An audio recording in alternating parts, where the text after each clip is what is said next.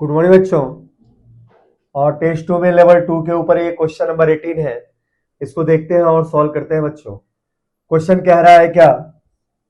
Question कह रहा है और rotating cylinder with angular velocity omega naught in anti clockwise is placed against a rough wall on a rough horizontal surface as shown in diagram. एक rotating cylinder को एक rough wall के against और एक सरफेस पे जो rough है और दोनों के बीच में कांस्टेंट ऑफ फ्रिक्शन म्यू है, इसके बीच में एक एंटी क्लॉकवाइज डायरेक्शन में रोटेटिंग सिलेंडर को बच्चों रख दिया जाता है। अब आगे कह रहा है question, find number of rotation made by cylinder before stopping. भाई ये सिलेंडर कितना नंबर ऑफ रोटेशन बनाएगा जब तक से ये यहां से यहां पे रुक ना जाए, है ना बच्चों। और हमारे पास नंबर ऑफ रोटेशन के लिए ये ऑप्शंस है, जिसमें से ऑप्शन सी क्या है बच्चों, सही है। तो क्वेश्चन सॉल्व करते हैं और देखते हैं कि हमारा ऑप्शन सी कैसे सही हुआ, या हमें कुछ कंट्राडिक्टरी भी मिलता है, इसको भी देख लेंगे, है ना बच्चों। तो चलिए बच्चों क्वेश्चन को हम सॉल्व करते हैं।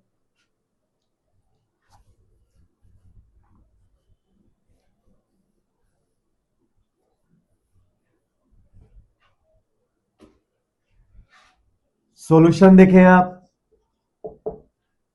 देखिए, जैसे ही एंटी क्लॉकवाइज डायरेक्शन में रोटेटिंग सिलेंडर को वर्टिकल वॉल और सरफेस पे आप रखते हैं, ये वॉल क्या करेगा, इसके ऊपर एक नॉर्मल रिएक्शन इस डायरेक्शन में देगा। अच्छा, इस वॉल को हमने अगर सरफेस फर्स्ट के रूप में डिनोट किया और इसको सरफेस 2 के रूप में डिनोट किया, तो मान लिया जाए सरफेस फर्स्ट ने इस पे नॉर्मल रिएक्शन इस डायरेक्शन में क्या प्रोवाइड किया बच्चों, N1 प्रोवाइड किया, N1 प्रोवाइड किया। अब चूंकि सिलेंडर इस डायरेक्शन में रोटेट कर रहा है, तो इस पॉइंट की टेंडेंसी है नीचे जाने की।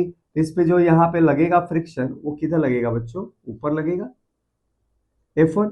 और इस फ्रिक्शन की वैल्यू क्या होगी, तो म्यू इंटू N1 के बराबर होगी, क्योंकि यहाँ पे नॉर्मल रिएक्शन इस डायरेक्शन में मिल रहा है और फ्रिक्शन नॉर्मल रिएक्शन पे ही डिपेंड कर रहा है। तो यहाँ पे फ्रिक्शन क्या होगा, म्यू N1 के बराबर होगा।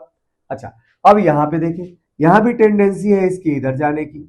अब इधर जाने की टेंडेंसी है तो इस सरफेस को इधर रगड़ते जाएगा तो फ्रिक्शन किधर लगेगा, इस डायरेक्शन में लगेगा बच्चों, है ना। ऐसे जाएगा तो फ्रिक्शन इधर लगेगा। मान लो ये फ्रिक्शन क्या है, F2। अब इसकी वैल्यू क्या हो जाएगी, तो म्यू इंटू N2 हो जाएगी बच्चों। म्यू इंटू N2, मान लो यहां से नॉर्मल रिएक्शन क्या लग रहा है, इस पे N2 लग रहा है, इस पॉइंट से जा रहा है, ठीक है। अब देखेंगे यहाँ पे रोटेशन के दौरान, चूंकि इस डायरेक्शन में कोई मोशन नहीं होता, इस डायरेक्शन में कोई मोशन नहीं होता, भाई कोई भी ट्रांसलेटरी मोशन नहीं है ना इन दोनों ही डायरेक्शन में। इसका अर्थ है कि ट्रांसलेटरी इक्विलिब्रियम में है ये सिलेंडर। तो for translatory equilibrium,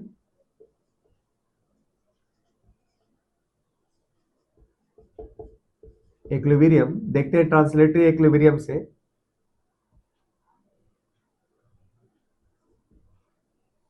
in horizontal direction, horizontal direction, horizontal direction में देखते हैं ट्रांसलेटरी इक्वेशन से क्या मिलता है। तो इस डायरेक्शन में कितने सारे फोर्स लगते हैं इसके ऊपर। हॉरिजॉन्टल डायरेक्शन में फोर्स इस सिलेंडर पे एक N1 लग रहा है और एक इस डायरेक्शन में क्या लग रहा है, F2 लग रहा है। तो इसका अर्थ है क्या, N1 की वैल्यू किसके बराबर है बच्चों, F2 अर्थात की म्यू N2 के बराबर है। तो यहां से हमें N1 और N2 का रेशियो मिल गया। तो क्या मिल गया, N1 अपॉन N2 की वैल्यू क्या है बच्चों, म्यू। इन दोनों ही सरफेस से एक्सर्टेड नॉर्मल रिएक्शन के लिए रेशियो की वैल्यू क्या है, म्यू। अच्छा, in vertical direction, vertical direction में इक्विलिब्रियम के लिए देखते हैं क्या मिलता है आपको। भाई वर्टिकल डायरेक्शन में हमारे पास क्या मिल रहा है, तो अगर सिलेंडर का मास सेम है तो एक ग्रेविटी का फोर्स नीचे भी लगेगा बच्चों, mg। अब इस डायरेक्शन में क्या हो रहा है, mg नीचे लग रहा है और ऊपर दो फोर्स लग रहे हैं, एक फ्रिक्शन लग रहा है और N2 लग रहा है। हम क्या लिख सकते हैं, यहां लिख सकते हैं ना, N2 plus mu N1 equal to mg के बराबर है। अच्छा, अब इस रेशियो से हम कन्वर्ट कर सकते हैं, N1 को N2 में कन्वर्ट कर सकते हैं ना। तो N1 को हमने N2 के रूप में लिखा, तो इसको लिख सकते हैं म्यू N2। हमारे पास ये रिलेशन आ जाएगा क्या, N2 प्लस म्यू, N1 को रखा क्या, म्यू N2 है ना। आई इक्वल टू क्या लिख सकते हैं बच्चों, mg लिख सकते हैं। तो ये हो जाएगा क्या, n2 की वैल्यू हो जाएगी mg upon 1 plus mu square. अच्छा, इस रेशियो से निकाल सकते हैं हम क्या, n1 की वैल्यू। n1 की वैल्यू क्या आ जाएगी, n1 की वैल्यू आ जाएगी कितना, म्यू n2। तो क्या हो जाएगी, mu mg divided by 1 plus mu square. इन दोनों ही वैल्यू को आप नोट करेंगे यहाँ पे। n2 की वैल्यू इतनी है और n1 की वैल्यू बच्चों इतनी है। हो सकते हैं तो साइड में लिख दें ताकि सॉल्यूशन के समय काम आएगा। n1 की वैल्यू होगी क्या, mu mg upon 1 plus mu square. और रही बात n2 की, तो n2 की वैल्यू कितनी आ रही है बच्चों, तो n2 की वैल्यू आ रही है आपके पास क्या, mg upon 1 plus mu square. फिर से n1 की वैल्यू क्रॉस चेक कर ले तो क्या होगा, म्यू n2 और n2 इतना है, mu mg 1 plus mu square. ठीक है बच्चों, इस तरीके से हमने n1 भी निकाल लिया और n2 भी निकाल लिया, अर्थात कि सरफेसेस से एक्सर्टेड नॉर्मल रिएक्शन निकाल लिया। अब उसके बाद क्वेश्चन को हम करते हैं, है ना। देखते हैं। अब एक क्वेश्चन कह रहा है कि रुकने से पहले नंबर ऑफ रोटेशन कितना लगाए करेगा ये सिलेंडर, है ना। तो मान लीजिए सिलेंडर टोटल रोटेशन कितना किया, small m. Let rotation made by cylinder equal to n, और कब, बिफोर स्टॉपिंग, रुकने से पहले ये चीजें हो रही है, बिफोर स्टॉपिंग। अच्छा, अब देखिए आप, ये रुकेगा क्यों, ये भी तो एक क्वेश्चन है। तो देखिए ये एंटी क्लॉकवाइज डायरेक्शन में मूव कर रहा है, और यहां से अगर हम देखें पोजीशन वेक्टर की लाइन तो इस डायरेक्शन में है सेंटर से, तो इस फ्रिक्शन का जो टॉर्क है वो क्लॉकवाइज है। अच्छा, इस फ्रिक्शन का टॉर्क देखते हैं, तो ये पोजीशन वेक्टर इधर है, इस फ्रिक्शन का टॉर्क क्या है, ये भी क्लॉकवाइज है। तो दोनों ही फ्रिक्शन क्लॉकवाइज डायरेक्शन में टॉर्क प्रोड्यूस करते हैं, लेकिन रोटेशन तो हमारा किधर हो रहा है, एंटी क्लॉकवाइज डायरेक्शन में। इसका अर्थ है कि फ्रिक्शन के टॉर्क के कारण ही ये ऑब्जेक्ट क्या होता है, रुकता है। अच्छा, फ्रिक्शन का टॉर्क अगर इसको रुकता है, इसका अर्थ हुआ कि फ्रिक्शन के टॉर्क ने काम किया। अब ये बताएं, अगर हमारे पास सिलेंडर ने इन रोटेशन रोटेट किया तो कितना एंगल ये घूम लिया रुकने से पहले, तो आप लिख सकते हैं total rotated angle, total rotated angle by cylinder. भाई सिलेंडर के द्वारा कितना रोटेटेड एंगल हो जाएगा बिफोर स्टॉपिंग, बिफोर स्टॉपिंग, रुकने से पहले कितना हो जाएगा बच्चों, तो जाहिर सी बात है ये हो जाएगी। भाई एक रोटेशन करेगा तो 2 पाई एंगल घूमेगा, तो ये कितना घूमेगा, 2 पाई एन एंगल घूमेगा। ठीक है, अब total torque by friction in clockwise direction, total torque by friction in clockwise direction कितना हो जाएगा बच्चों, तो ये हो जाएगा हमारे पास क्या, एक का टॉर्क है क्या F1 इंटू आर और दूसरे का भी है F2 इंटू आर। इसका अर्थ है mu N1 plus mu N2, और N1 N2 की वैल्यू हम निकाल चुके हैं, लास्ट में रखेंगे। तो mu N1 plus mu N2 into r, ये हो गया बच्चों टॉर्क क्लॉकवाइज डायरेक्शन में, है ना। अच्छा, टॉर्क और रोटेशन दोनों ही ऑपोजिट है, तो क्या होगा हमारे पास, ये टॉर्क एक तरह से फ्रिक्शनल एक्टिविटी की तरह काम कर रहा है। तो शुरू में जैसे ही सिलेंडर को आपने रखा, इसके पास kinetic energy half I omega not square. I क्या है, moment of inertia of the cylinder about its centre of mass, जो होता है हमारे स्क्वायर अपॉन 2।